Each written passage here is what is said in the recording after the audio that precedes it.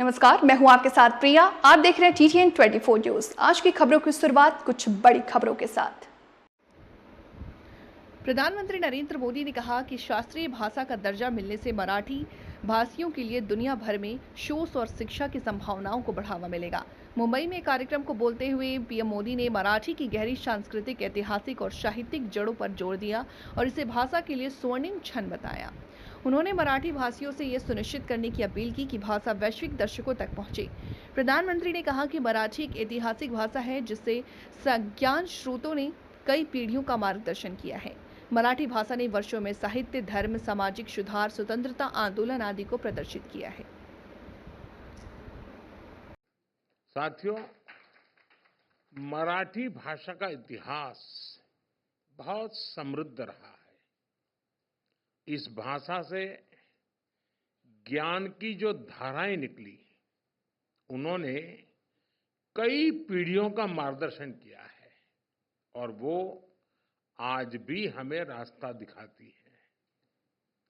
इसी भाषा से संत ज्ञानेश्वर ने वेदांत चर्चा से जन जन को जोड़ा। ज्ञानेश्वरी ने गीता के ज्ञान से भारत की आध्यात्मिक प्रज्ञा को पुनर्जागृत किया। इसी भाषा से संत नामदेव ने भक्ति मार्ग की चेतना को मजबूत किया। इसी तरह संत तुकाराम ने मराठी भाषा में धार्मिक जागरूकता का अभियान चलाया और संत चोखा मेला ने सामाजिक परिवर्तन के आंदोलन को सशक्त किया। आज महाराष्ट्र आणि मराठी धर्म वाढविण्या थोर संतान मी साष्टांग दंडवत करतो। मराठी भाषेला हा दर्जा संपूर्ण देशाने छत्रपती शिवाजी महाराज यांना त्यांच्या राज्याभिषेकाच्या 350व्या वर्षात केलेला मानाचा मुजरा आहे।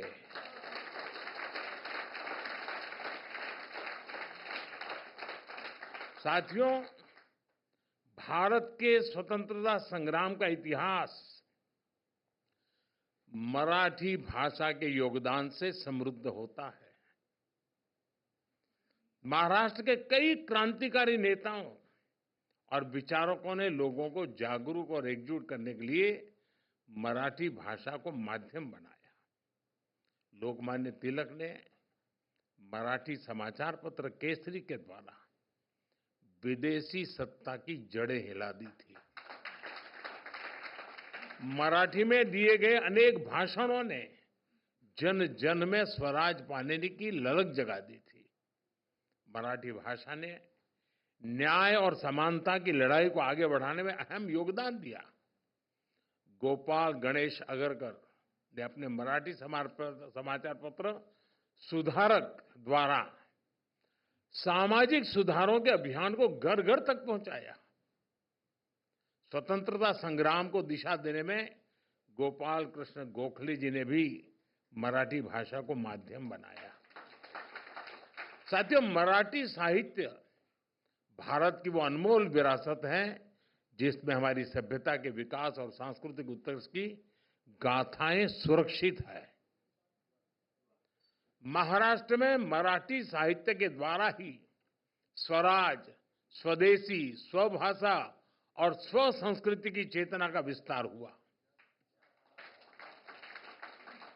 स्वतंत्रता आंदोलन के दौरान शुरू हुए गणेश उत्सव और शिव जयंती के कार्यक्रम, वीर सावरकर जैसे क्रांतिकारियों के विचार, बाबा साहब आंबेडकर का सामाजिक समता आंदोलन, महर्षि कर्वे का महिला सशक्तिकरण अभियान, महाराष्ट्र का औद्योगिकरण, कृषि सुधार के प्रयास, इन सब की प्राण शक्ति मराठी भाषा थी।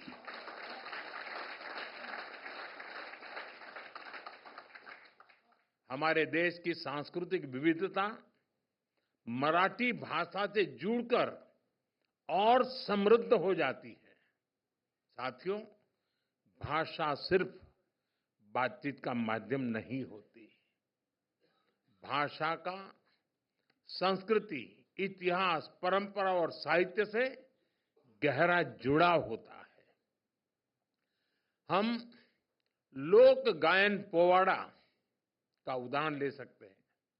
पोवाड़ा के माध्यम से छत्रपति शिवाजी महाराज और दूसरे नायकों की शौर्य गाथाएं कई सदियों के बाद भी हम तक पहुंची है। ये आज की पीढ़ी को मराठी भाषा की अद्भुत देन है।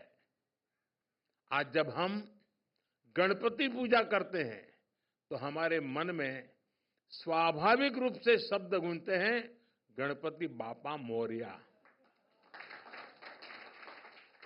ये केवल कुछ शब्दों का जोड़ नहीं है, बल्कि भक्ति का अनंत प्रवाह है। यही भक्ति पूरे देश को मराठी भाषा से जोड़ती है। इसी तरह श्री विट्ठल के अभंग को सुनने वाले भी स्वतः मराठी से जुड़ जाते हैं। साथियों, मराठी भाषा को यह गौरव दिलाने के लिए मराठी साहित्यकारों, लेखकों, कवियों और असंख्य मराठी प्रेमियों ने लंबा प्रयास किया है। मराठी भाषा को क्लासिकल लैंग्वेज की मान्यता के रूप में कई प्रतिभाशाली साहित्यकारों की सेवा का प्रसाद मिला है। इसमें बाळशास्त्री जांभेकर, महात्मा ज्योतिबा फुले, सावित्रीबाई फुले, कृष्णाजी प्रभाकर खाडिलकर, केशव सूत, श्रीपाद महादेव माटे, आचार्य अत्रे, शांताबाई शेडके, गजानन दिगंबर माडगूळकर, कुसुमाग्र जैसी विभूतियों का योगदान अतुलनीय है। मराठी साहित्य की परंपरा केवल प्राचीन ही नहीं, बल्कि बहुआयामी है।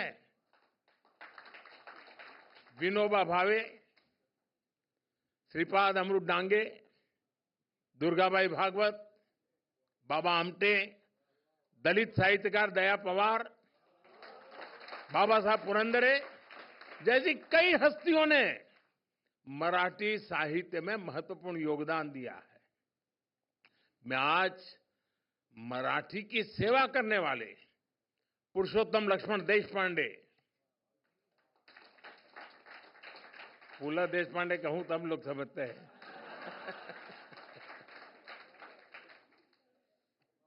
डॉक्टर अरुणा ढेरे, डॉक्टर सदानंद मोरे, महेश एलकुंचवार, साहित्य अकादमी पुरस्कार विजेता नामदेव कांबळे समेत सभी साहित्यकारों के योगदान को भी याद करूंगा। आशा बागे, विजय राजाध्यक्ष, डॉक्टर शरण कुमार लिंबाळे, नाट्य निर्देशक चंद्रकांत कुलकर्णी जैसे कई दिग्गजों ने वर्षों से इसका सपना देखा था। साथियों, साहित्य और संस्कृति के साथ मराठी सिनेमा ने भी हमें गौरवान्वित किया।